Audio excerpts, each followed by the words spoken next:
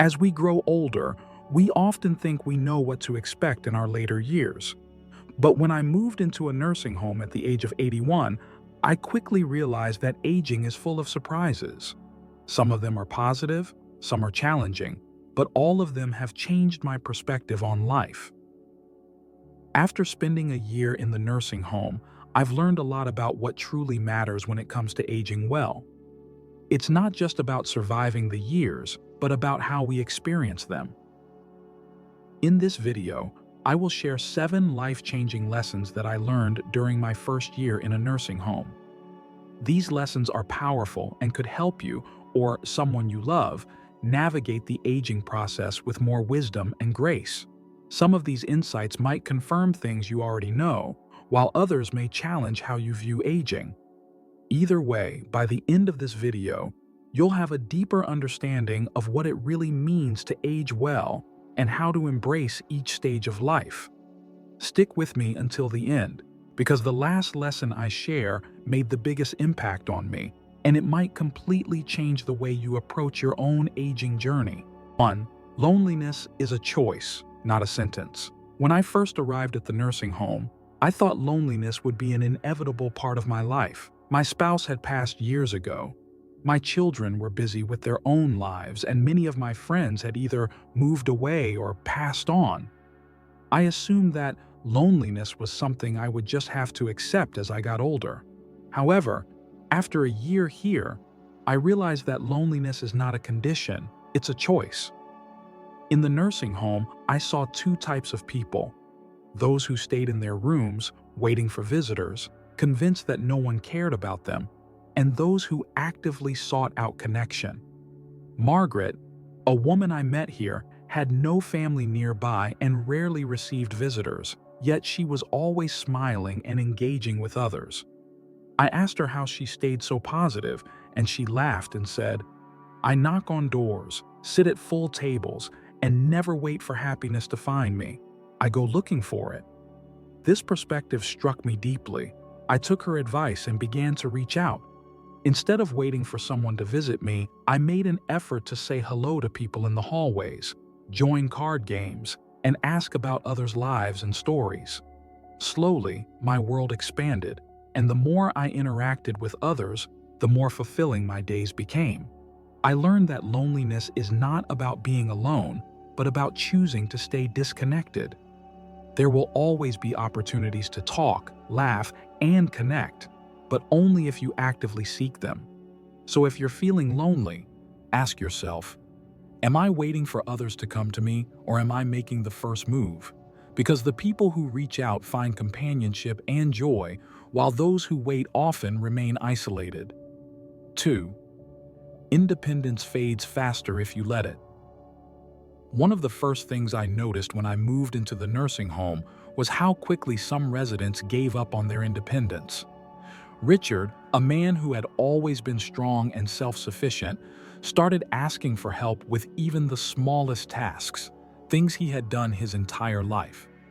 Initially, it seemed harmless, but over time, he became more dependent and less confident. I saw that when you stop using your abilities, you start losing them. I made a rule for myself. If I can do it, I will do it. Whether it's getting up to pour my own cup of coffee or choosing to take the stairs instead of the elevator, I make sure to challenge myself. Aging doesn't rob you of your independence overnight. It happens in small moments. Those tiny decisions to take the easy route, to ask for help instead of doing something yourself. But every time you make that choice, you lose a bit of your strength and mobility. I'm determined to stay active for as long as I can. Whether it's standing up when I don't feel like it or dressing myself in the morning, I refuse to give up on my independence. It's not about proving anything to anyone. It's about holding on to what I have for as long as I can. Every decision you make to stay independent now will pay off in the future, so don't let convenience steal your ability to move, stretch, or lift. If you stop now, you may find it harder to start again later. 3. Health declines when routine disappears. When I first arrived at the nursing home, I noticed that some residents seemed sharp and engaged, while others appeared to fade away, losing energy and interest in everything around them. At first, I assumed it was just a matter of health. Some people were simply stronger than others. But as time passed, I realized the real difference wasn't health, it was routine. George, a retired teacher in his late 80s, was an excellent example of someone who thrived on routine. Every morning he followed the same schedule, waking up at the same time, getting dressed, taking a walk, reading, socializing, and exercising. This structure kept him mentally sharp and physically engaged. But I also saw others who had no routine. They woke up at random times, skipped meals, stayed in their rooms, and let the day pass them by. It was clear that the residents who had a routine were the ones who stayed sharper and more energetic. I quickly learned that the body and mind need structure to stay strong. Without it, everything unravels. Your muscles weaken, your mind slows down, and your days blur together. I made a rule for myself. Every day must have a plan, even if it's a simple one. I set times for meals, reading, and a little movement. I make it a point to engage with others at the same time each day, and it keeps me feeling connected and active. Creating and sticking to a routine may seem small, but it makes all the difference in staying sharp, strong, and engaged with life. 4. Your attitude shapes your experience. When I first arrived at the nursing home, I assumed that the happiest residents were those in the best health, those who could still walk easily, had frequent visitors, and no major medical problems. But I quickly realized that some of the healthiest people were the most miserable, constantly complaining about what they had lost. Meanwhile, some of the happiest people had the most challenges: people in wheelchairs, those with memory issues, and those who had outlived their closest friends. What made the difference? Their attitude. I met Eleanor, an 86-year-old woman with severe arthritis that made it difficult for her to move. She could have focused on her pain and limitations, but instead, she greeted people with a smile, asked how they were doing, and shared a kind word. Eleanor taught me that happiness is not about what happens to you, it's about how you choose to see things. This insight changed my perspective. As I reflect on my own journey, I realize that happiness isn't something that just happens, it's something we create. We can either focus on what we've lost or focus on what we still have. We can complain about what's hard or be grateful for what is still possible. The happiest people I've met are not those with the best health, but those with the best mindset. If you wake up every morning expecting things to be worse, they will be. But if you choose to find something good in the day, you will. It really is that simple. 5. Family visits are unpredictable, but friendships sustain you. When I moved into the nursing home, I thought family visits would be the highlight of my days. And at first, they were. Seeing my children and grandchildren catching up on their lives gave me something to look forward to. But as time went on, the visits became less frequent. Life got busy, schedules became complicated, and sometimes weeks would pass without a visit. At first, it hurt.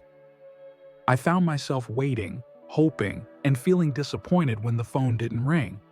Then I realized something. The people who spent all their time waiting for family visits were often the loneliest, while those who built friendships within the nursing home always had someone to talk to, someone to share meals with, and someone to laugh with. Albert, a man I met here, had a son who lived 2 hours away and only visited once every few months. But Albert never seemed lonely. He had coffee with a small group of friends every morning, played cards in the afternoon, and always had someone to laugh with. This lesson was powerful. Family is important, but it's friendships that sustain you. Our families love us, but they have their own lives. Sometimes they can't be there as often as we might want, and that's not a reflection of their love. It's just life. But we can choose to build connections where we are. The people who thrive are those who invest in friendships, who build relationships with the people they see every day. 6. The past becomes more vivid, but the present still matters. One of the strangest things about getting older is how the past becomes more vivid. I can remember the smallest details from my childhood, what my mother's kitchen smelled like, the songs that played on the radio, the sound of my best friend's laughter. But when I try to remember what I had for lunch yesterday, I often have to think for a moment. Conversations in the nursing home often drift toward the past, stories of old jobs, young love, and the way things used to be. It's comforting, but there's a danger in focusing too much on the past.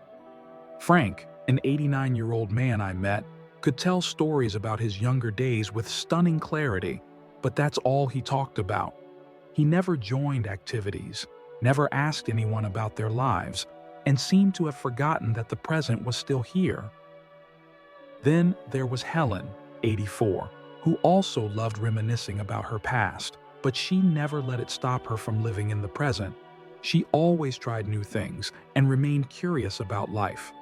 I remember her saying, "I have more yesterdays than tomorrows, but that doesn't mean today doesn't count." Nostalgia is a gift. It reminds us of where we came from, of the lives we built, of the moments that shaped us. But it shouldn't come at the expense of the present. We still have conversations to enjoy, meals to savor, people to connect with, and moments to be part of. Life may not look the same, but it's still happening. If we spend too much time looking back, we risk missing the moments that still remain. 7. Small pleasures make a big difference. As we age, our world tends to shrink. The grand adventures, the big milestones, the career achievements, all of those things fade into the past. What remains are the small, everyday moments. And what I've learned over the past year is that those small moments matter more than we think. I've seen people find pure joy in simple things: a warm cup of coffee, a favorite song playing in the background, the sunshine streaming through a window. Harold, an 82-year-old man here, lights up every time he gets his favorite butterscotch candy. It's a small thing, but it's a ritual that brings him comfort, connection, and a little happiness.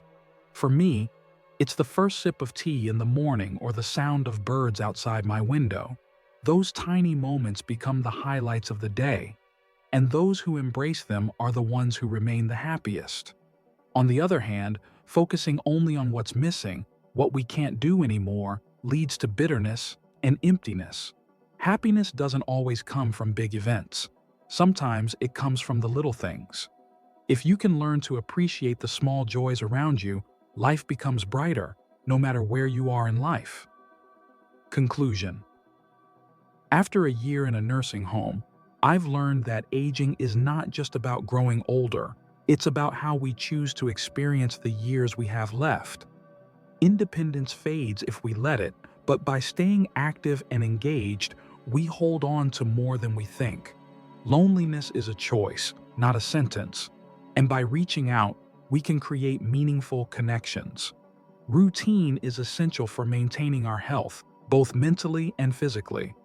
Our attitude shapes our experience, and by focusing on what we still have, we can live a fulfilling life. Family visits may not always be frequent, but friendships can fill the gaps and sustain us. The past will always be there, but it should not overshadow the present. Lastly, small pleasures make a big difference in how we experience life.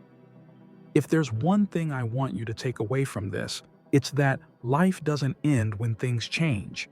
There's still room for connection, growth, and happiness if we are willing to embrace it. Thank you for joining me today. I'd love to hear from you. Leave a comment below and share one thing you learned today and how you plan to apply it to your own life.